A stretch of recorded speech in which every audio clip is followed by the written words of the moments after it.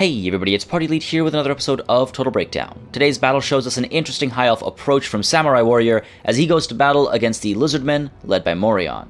We begin of course with talk of composition and deployment, and as I said, the High Elves are trying something interesting, so let's take a look at them first. We've got Aleth Anar in charge alongside a Handmaiden of the Everqueen, while up front we've got this alternating line of White Lions of Shrace and Phoenix Guard, one of them being the Pure Main Company, the White Lions of Shrace Regiment of Renown. On either flank, meanwhile, you can see we've got these Spearmen right behind them, as well as the Scions of Mathlan all the way at the back, the Spearmen Regiment of Renown, so a fair bit of anti-large capabilities, always a good idea against the Lizardmen, lest there are many large dinosaurs, while the Sisters of Avalorn here and the Everqueen's Court Guard, Sisters of Avalorn Regiment of Renown are good picks as well, armor-piercing missiles, as well as magical damage in that ammunition. So let's take a look at what they're going to be firing at as the Lizardmen make their slow approach. We can see they're being led by none other than Mazda Mundi atop Zlok. Up front we have these 3 units of Saurus Warriors with shields, and then on either flank we have these Temple Guards, and all the way at the back we have these Temple Guards as well. So a fair number of shields here, useful for countering the potential High Elf ranged capabilities. And you can see we also have a pair of Bastillodon with Revivification Crystals. A great idea. These Revivification Crystals can try and keep Lord Mazdamundi alive, can keep each other alive as well, and these Bastillodons can go crashing through the front line and shut down any range support, while over here you see slightly Vanguard deployed. We've got these Chameleon Skinks pushing forward ever so slowly,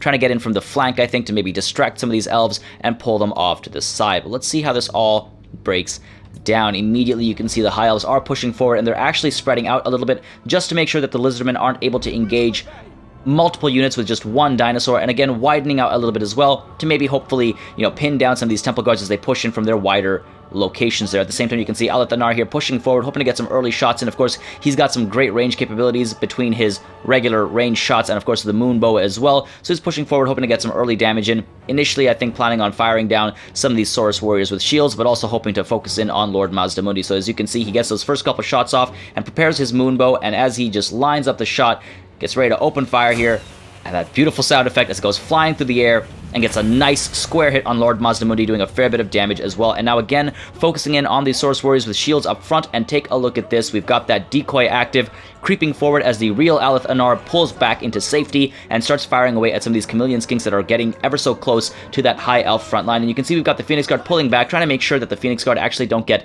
preoccupied by the Chameleon Skinks, but also to make sure that the shielded Spearmen with their silver shields move up instead. And immediately you can see the Everqueen's Court Guard as well as the Sisters of Avalorn here turn around and start firing away, and it looks absolutely gorgeous. It's like fireworks soaring through the air and just pinning down these Chameleon Skinks, causing so much damage to health and to morale. And at the same time up front, this Aleth Anar decoy, as you can see, is closing the gap towards Lord Mazdamundi. And of course all of these units don't know that it's a decoy, so they're firing away with their range capabilities, and Lord Mazdamundi, it seems, is actually given a charge order, so he goes charging into Aleth Anar as well, as he does that awesome little jumping shot there that does 0 damage, of course, as a decoy. But as you can see, the Lizardmen are being slowed down over here as they're preoccupied by decoy Aleth Anar. And meanwhile, back here, again in just a couple of volleys, very quick volleys as they are, these Chameleon Skinks are absolutely falling apart. And at the same time, you can see we've also got these Spearmen giving chase again, their silver shields being extremely useful over here, minimizing the damage coming in from the Chameleon Skinks. And again, looking back at the Lizardmen formation, you can see just how much of an effect this decoy has had in slowing down the approach, especially of Lord Mazdamundi there, as the Saurus Warriors and the Temple Guards on the flanks keep pushing forward. The Spearmen continue to give chase to these Chameleon Skinks, meanwhile eating some shots, but again, those silver shields doing a lot of work. Now the Sisters of Avalorn and the Everqueen's Court Guard turn around and start focusing in on more important units and start firing away immediately right upon Lord Mazdamundi. And take a look at these shots coming in, so bright, so vibrant, causing so much damage. But back here you can see Mazdamundi decides to respond with a banishment, but very quick response from the Sisters of Avalorn, just barely making their way out of there. A couple of them will get hurt as the banishment gets activated, so you'll see a few of them get tossed around, a touch of damage being done, but extremely quick reaction time there. Beautiful to see, spotting that spell coming in and then moving back immediately, able to turn around and open fire as well, while these Everqueen's Court Guards continue to fire away as well. And you can see Lord Mazdamundi already at about 50% health, so he is in a precarious situation here, and the front lines haven't even met, though that is just about to happen. Of course, to the side here, you can see we've got the Bastillodon charging in behind the Saurus Warriors with shields. They're going to make very quick work of the White Lions of Shrace with the support of the Bastillodon, of course, but the White Lions of Shrace on their own against the Saurus Warriors with shields we'll see the White Lines of Trace coming out on top. In the center, meanwhile, you can see we've got the Phoenix Guard pushing forward as well, trying to shut down these Saurus Warriors, while off to the side we've got these Temple Guards relatively free to move forward, while back here we actually have the Ruination of Cities going down, trying to cause a fair bit of damage, hitting these Scions of M'Thlan with a significant amount of damage there. You can also see the Everqueen's Court Guards have taken a fair bit of hurt as well, dropped their health to about 50%, so great targeting with the spells and abilities coming out of Lord Mazdamundi, and it's a good idea to do it quickly as well. As you can see, he is dropping very quickly in health and morale. Now we've got these Phoenix Guard over here pushing forward, I think hoping to intercept these Temple Guard, and you can see the Bastiladon with Revivification Crystal on both sides, causing a fair bit of damage, while over here we've got these Spearmen pushing in to intercept these Temple Guards before they're able to get in through these Sisters of Avalorn. We've got the Shield of the Old Ones going down over here, again providing some protection against the magical damage coming in, and we also have atop Lord Mazdamundi Cold-Blooded and Apotheosis, trying to keep him alive, trying to replenish those hit points very quickly, but unfortunately the rate of fire from these Sisters of Avalorn as well as the Everqueen's Court Guard is just way too high, and Mazdamundi is dropping in health. All those shots coming in, he needs to be either pulled back or pushed through. Neither of those happening here. The Bastiladon with the Revivification Crystal as well should be pushing through on both flanks over here to shut down all of that range support that's coming through right now, especially since the Phoenix Guard are actually preoccupied elsewhere. So a golden opportunity here being completely missed out on, while off to the side here you can see as well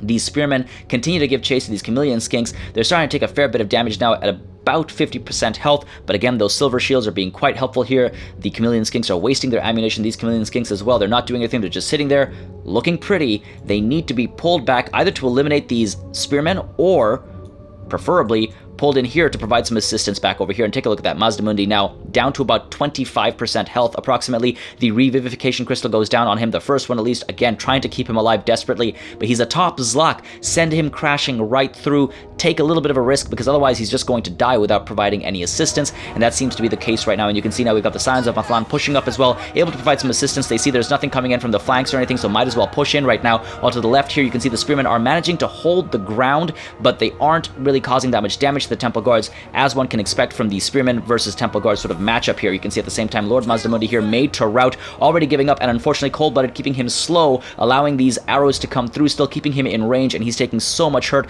dropping to just below 1,000 health on his way out, while the Scions of M'Thlan here look for the opportunity to dive in against the Bastiladon with Revivification Crystal. But take a look at the amount of work being done by those Bastiladons on both sides. These White Lines of Trace and the Pure Main Company just having a terrible time. On the left, Terror kicking in, and that flank is dropping. In comes another shot of the Moonbow, and this time hitting Lord Mazdamundi square in the back. A beautiful explosion, and his health is down to just about 350 hit points.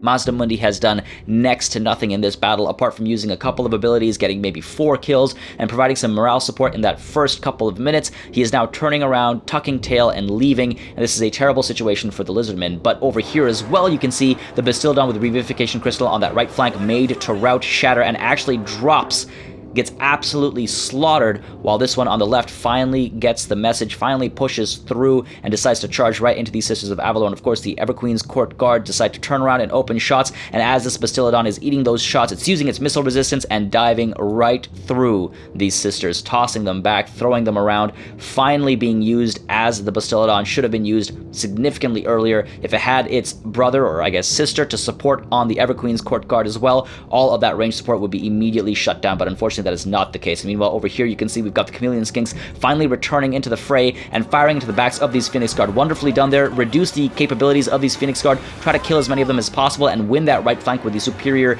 Temple Guard unit compared to these Saurus Warriors. They don't need the help. It's these Temple Guard that need to push through as quickly as possible, so great call. They're providing support on that right flank, and take a look at that. From point-blank range, these Sisters of Avalorn firing away into the Bastiladon with Revivification Crystal. The Everqueen's Court Guard diving into melee. We've got the Handmaiden of the Everqueen right there as well, popping shots, and the Bastiladon turning around and trying to dive through these Sisters over here. Great call there, but unfortunately you can see morale is dropping. The Bastiladon already willing to give up on the fight, while back here, another beautiful use of the decoy from Aleth Anar. You can see the real Aleth Anar is over here. He pops the decoy right next to these Chameleon Skinks, and I guess they were in skirmish mode, but immediately they start pulling back, and this decoy Aleth Anar gives chase. Beautifully done. Great thinking there to keep the skirmishing units at bay, and at the same time over here we've got the Sisters of Avalorn once again pulling back, trying to turn around and open shots at this routing Bastiladon, hoping to finish it off once and for all. Meanwhile, the front line. You can see this left flank continues to be held well by the spearmen. They're just about to lose martial prowess though, and that's going to spell doom for them. But of course, their significantly high melee defense, while it's active of 50, is great against the Temple Guard melee attack of just 32. So they are holding the line there despite losing many elves. And on the right here as well, you can see sort of a similar situation with the Phoenix Guard, though of course the Phoenix Guard are able to cause a bit more damage, and they do have that physical resistance, keeping them a fair bit, well, more alive. Off in the distance, meanwhile, on the topic of being alive, Lord Mazdamundi decides to return to the fray. He turns around, and as he's pulling back, you can see off in the distance over here, we've got these spearmen continuing to give chase to the Chameleon Skinks. Somehow they are still willing to fight despite only having about 20 or maybe 10% of their health left, but they're still giving chase and keeping that skirmisher unit at bay, while over here, that decoy dives into the Chameleon Skinks, and the Chameleon Skinks, of course, are going to come out on top over here because the decoy can't cause any damage, but the skinks are, of course, busy now. They're not able to fire away as they're preoccupied with that decoy. Back here, meanwhile, you can see, again, the Sisters of Avalorn just continuing to fire away at this Bastillodon, not wanting it to return to the fight. It's routing, but that is not good enough. Great call over here. Fire away and try to get rid of that unit, maybe turn it into a shatter. We've got Alathanar firing away as well, and this Handmaiden of the Everqueen giving chase as well, while up front, you can see over here,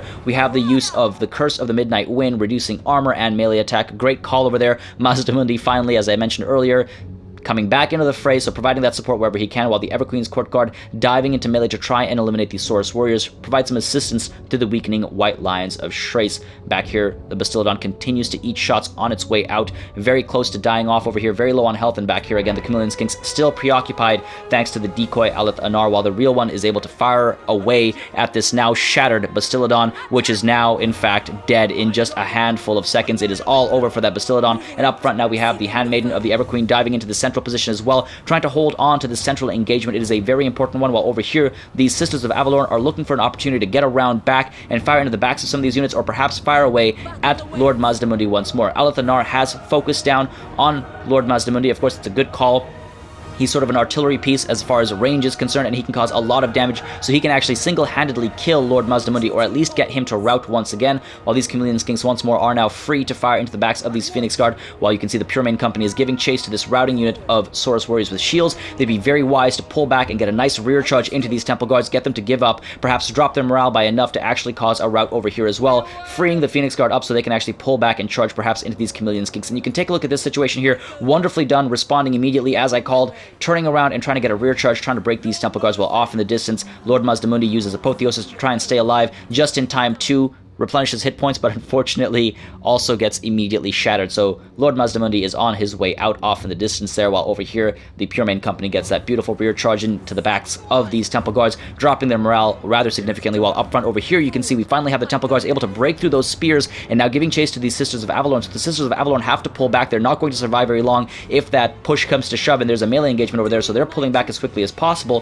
while over here you can see the real Alathanar is giving chase to these Chameleon Skinks, again trying to keep them at bay so they're not able to provide support to this right flank over here, while in the center up front you can see we've got this very important engagement going on. Everybody's diving in, a bit of a mosh pit happening here. The Handmaiden of the Everqueen trying to provide some support, the Everqueen's Court Guard as well diving in there as well, and you can see to the right over here we actually have the Saurus Warriors diving in to get involved with a rear charge. And at the same time back here, take a look at this hilarity.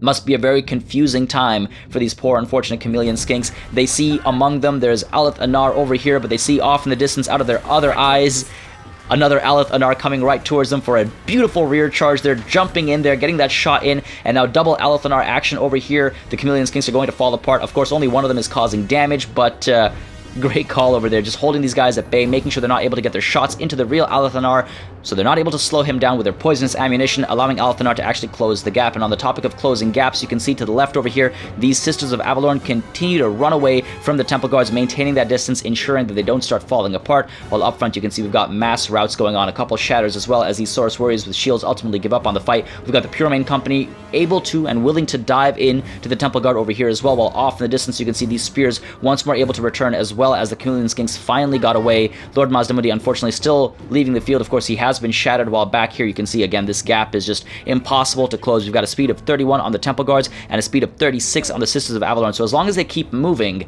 the Sisters will be just fine. And over here you can see the real Aleth Anar just delivering a beating to these Chameleon Skinks, trying to get them to give up on the fight and again cause that mass rout. We've got the balance of power in favor of the High Elves over here, but of course anything can turn around with the Lizardmen at any point of time. They can turn back around, as you can see they are doing right now. The Saurus Warriors are willing to return to the fight, and of course units like the Everqueen's Court Guard aren't going to have the best of time when fully surrounded. But over here as well you can see the Temple Guard wavering right now as the Pure Main Company gives a beautiful charge, forcing the Temple Guard to actually rout and give up on the fight. Over here as well, you can see we've got another Shatter coming in for these Temple Guards, and these Saurus Warriors arrive just a little too late, and so the Everqueen's Court Guard are able to turn around and engage in melee. Again, they're not bad in melee, the Everqueen's Court Guard, so they'll have a bit of a field day getting the Saurus Warriors to rout right away, while over here you can see we've actually got the Chameleon Skinks and the Spearmen engaging once more in mortal combat. The Spearmen will potentially come out on top. The Chameleon Skinks, of course, do outnumber the Spearmen here significantly, so it is possible that the Spears will give up on the fight, while all the way back here still, these Sisters are running away from these Temple Guard, just trying to keep that distance while Alathanar continues to deal with these Chameleon Skinks over here. But as you can see, victory is within reach for the High Elves. We've got shatters going across the field for the Lizardmen, routes everywhere. The Spearmen did ultimately lose, but that's going to be a small dent in the battle plan of the High Elves. We're going to kick it up a notch, because the inevitable is about to happen. The High Elves win a rather glorious victory through some very clever and nefarious means using Alathanar and his decoy. A beautiful fight, and ultimately a Pyrrhic victory.